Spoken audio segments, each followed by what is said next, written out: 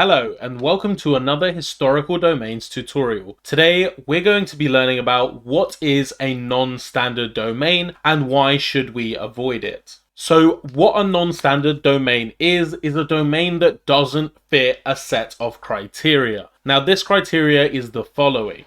So any domain that consists entirely of numbers is not a standard domain. It could have a single letter in there as well as numbers, and then it's standard. But if it's only numbers, then it's not a standard domain.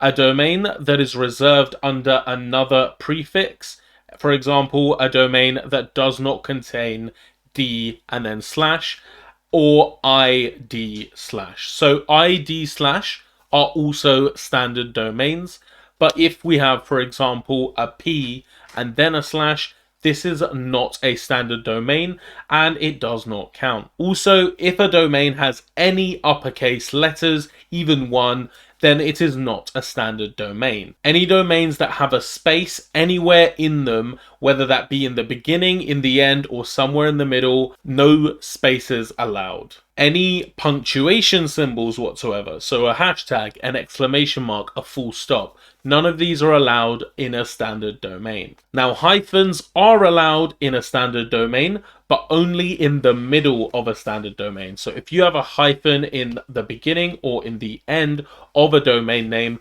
then this is not a standard domain. And lastly, any domain that exceeds 63 characters. So if there's more than 63 characters in that domain, it is also not standard and therefore not valid. Now, why do we want to avoid non-standard domains? The reason for avoiding them is because they are not published under the rules that makes them a .bit top level domain, and for that reason they cannot serve as a website hosting content. So they can't actually host content as a website, whereas any standardized Namecoin domain can actually genuinely be utilized as a website that hosts content. And for these reasons, we have not included any of these non-standard domains into our Excel spreadsheet. And when it comes to our template for minting a domain onto the Ethereum network, none of these non-standard domains have been included